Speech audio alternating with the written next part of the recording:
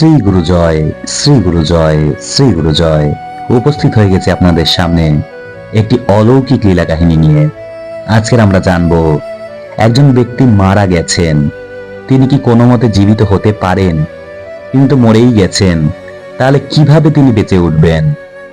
কখন ডাক্তার এসে বলে দিয়ে গেছে যে বহু আগেই সেই ব্যক্তি মারা গেছেন, তবু সেই ব্যক্তি জীবিত হয়ে উঠলেন। এ তো মিরাকেল। কি করে সম্ভব?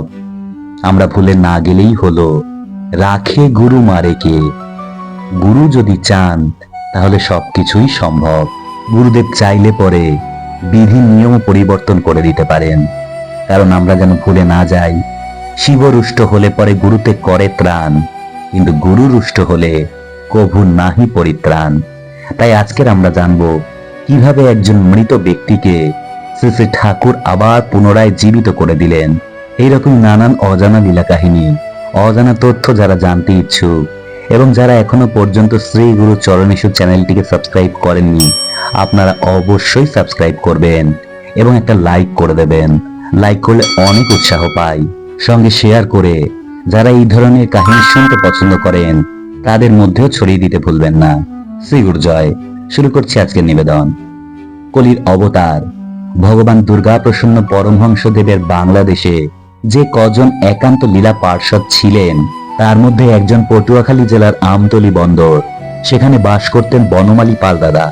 তিনি যখন কলকাতা টালিগঞ্জ আশ্রমে এসে দীক্ষা নিয়েছিলেন, সেদিন ছিল চূড়ামণি যোগ। সেই থেকেই গুরুগত প্রাণ বনমালী পাল। তার কিছুদিন পর তিনি সস্ত্রীক এলেন বর্ধমান বড়নীলপুর আশ্রমে গুরু পূর্ণিমা উৎসবে। সেখানে তার স্ত্রী শ্রী শ্রী ঠাকুরের কাছ থেকে সাধন মন্ত্র নিলেন। উৎসব শেষে তিনি গুরুদেবকে বললেন, বাবা, আপনার একজোড়া পাদুকা যুগল আমাকে দেন। গুরুদেব বনমালী পাল দাদাকে বললেন, পাদুকা নিয়া তুমি কি করবা?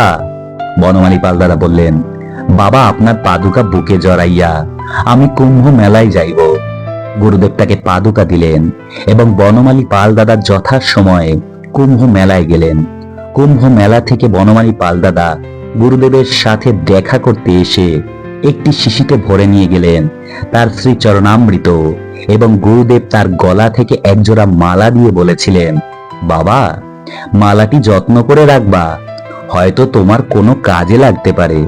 তার কিছুদিন পর বনমালী পাল দাদা আবার বাংলাদেশ চলে আসেন এবং সেগুলি তার বাড়ির ঠাকুর ঘরে যত্ন করে রেখে দেন। যথাসময় গুরু ভগবানের আশীর্বাদে বনমালী পাল দাদার একটি পুত্র সন্তান লাভ হলো। শিশুটি ধীরে ধীরে বাড়তে থাকে। বয়স যখন 3 বছর প্রায়, সেই সময় উঠানে খেলতে খেলতে সে একা পুকুর ঘাটে চলে যায় এবং সে পা ফসকে পড়ে যায় জলে, আর উঠতে পারে না। অনেকক্ষণ ছেলেটাকে না দেখতে পেয়ে খোঁজাখুঁজি শুরু হলো। শেষে দেখা গেল ছেলেটি দেহ জলে ভাসছে। তাড়াতাড়ি তুলে এনে অনেক চেষ্টা করেও কোনো কিছু হলো না। ডাক্তার এসে বলে দিয়েছেন তার ছেলে অনেক আগেই মারা গেছে, আর বেঁচে নেই। সকলে সন্ধ্যার আগেই ছেলেটার সৎকারের ব্যবস্থা করতে উদ্যোগী। ঠিক তখনই বনমালী পাল দাদার মনে পড়ে যায় শ্রী শ্রী গুরুদেবের কথা। তার চরণামৃত ও সেই প্রসাদী মালা তো তার ঠাকুর ঘরেই আছে। বনমালী পাল দাদা হঠাৎ চিৎকার করে বলে উঠলেন, না, আমার ছেলে মরেনি, সে মরতে পারে না। এই বলেই ছেলেটিকে বুকে নিয়ে ঠাকুর ঘরে গিয়ে শোয়ালেন। ঠাকুর ঘর থেকে নামালেন চরণামৃতের শিশি এবং প্রসাদী মালা। কয়েক ফোঁটা চরণামৃত ঢেলে দিলেন ছেলেটির মুখে। তারপর শুকনো প্রসাদী মালাটি তার মাথায় ও সারা দেহে বুলিয়ে দিলেন। কয়েক মুহূর্ত কেটে গেল।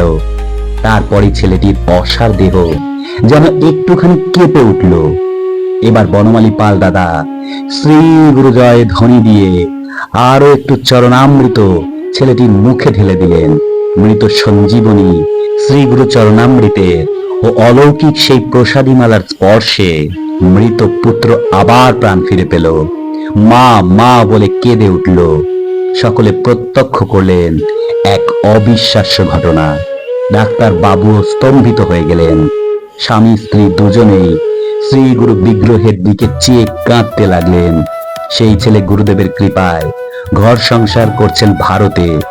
এখনো কেন্দ্রীয় আশ্রম নাকতলায়, শ্রী শ্রী গিরিধারী আশ্রম পলাশী এবং শাখা সংঘের বিভিন্ন উৎসবে শ্রী শ্রী গুরু ভগবানকে প্রণাম করতে আসেন। এইভাবেই গুরু ভগবান সর্বদা আমাদের কৃপা করে যাচ্ছেন। বনমালী পাল দাদার জলে পড়া সেই পুত্র, যাকে ডাক্তার মৃত বলে ঘোষণা করেছিলেন, সেই সৌভাগ্যবান ব্যক্তির নাম শ্রী সুখরঞ্জন পাল দাদা। তাই তো শ্রী শ্রী ঠাকুর বললেন, যেখানে আশ্রম আছে এবং নিত্য সেবা হইতেছে, সেখানে আমার না যাওয়ার কথা কি করিয়া হয়, তাহা আমি বুঝিতেছি না। কারণ আমি সূক্ষ্ম দেহে প্রত্যেক রোজই যাইয়া থাকি। তবে দুঃখের বিষয় এই যে, এতদিনে শত শত শিষ্যের ভিতরে একটি শিষ্য তাহা উপলব্ধির চেষ্টাও করিল না। এত দীর্ঘদিন তোমাদের কাছে থাকিয়া কত উপদেশাদি দিয়া আসিতেছি, তথাপি তোমাদের শ্রী গুরুর চরণে শ্রদ্ধা জন্মিল না, অর্থাৎ অচলা বিশ্বাস হইল না। গুরু চরণে বিশ্বাস হইলে এতদিনে অন্তত 2-4 জন শ্রী গুরুর চরণে বিশ্বাস অচলা হইত। এবারে কাহাকেও ভুলিতে আসি নাই। আমার স্মরণে তোমাদের সর্বপ্রকারের অশুভ নাশ হইবেই। সেই স্মরণ যে শিষ্য মনে মুখে লিখনিতে এক করিয়া করিতে পারিবে, তাহার স্মরণের ফল ফোনের মতন পাইবে। সুতরাং তোমরা আমার নির্দেশ মতো চলো। ঘোর বিপদকাল আসিতেছে। আজও বলিতেছি যে ভয়ানক বিপদকাল উপস্থিত হইয়াছে, আর বিলম্ব নাই। তোমরা সকলে নিয়মিত ধর্মসভায় উপস্থিত হইয়া প্রাণ খুলিয়া উচ্চস্বরে শ্রী হরির নাম কীর্তন ও ধর্মালোচনা করো। অন্যথায় বিপদকালে কে কোথায় কিভাবে বিপদে পড়িবা তাহা বলা যায় না। সংসার সুখের স্থান, ভগবানের লীলাভূমি। ভগবান গৃহীর বাড়িতেই আসেন। মুনি ঋষিগণ পূর্ণ সংসারী ছিলেন, তাহাদের দুঃখ ছিল না। তোমাদের হইবে কেন? তোমাদের সময় এখন জ্ঞান বিজ্ঞানে কত উন্নত, তবে দুঃখ বাড়িয়াছে কেন? কামনা করিও না। ন চ দৈবাৎ পরং বলং। নিষ্কাম হইয়া সংসার করো। ভগবানের স্নেহপূর্ণ স্থান সংসার। সাধু সন্ন্যাসীরাও সংসারের উপর নির্ভরশীল, তাই তারা গৃহীর কল্যাণকামী। গৃহীর মুক্তির জন্য সন্ন্যাসীরা জীবন ধারণ করেন। তাই গৃহাশ্রমই শ্রেষ্ঠ আশ্রম। মা, অতিথি সেবা একটা পরম পুণ্যের কাজ। গৃহে অতিথি আসিলে কখনো ফিরাইয়া দিবা না। ঘরে যা আছে তাই দিয়াই সেবা করিবা। কিছু না থাকিলে 1 গ্লাস জল ও একটা বাতাসা দিবা। অতিথি দেবতা, সে বঞ্চিত হইলে গৃহীর অকল্যাণ হয়। অনেক সময় শ্রী ভগবানও ছদ্মবেশে অতিথি হইয়া গৃহস্থের কাছে আসেন, গৃহস্থকে পরীক্ষা করেন। শ্রী গুরু জয়, শ্রী গুরু জয়, শ্রী গুরু জয়। আজকে এইটুকুই।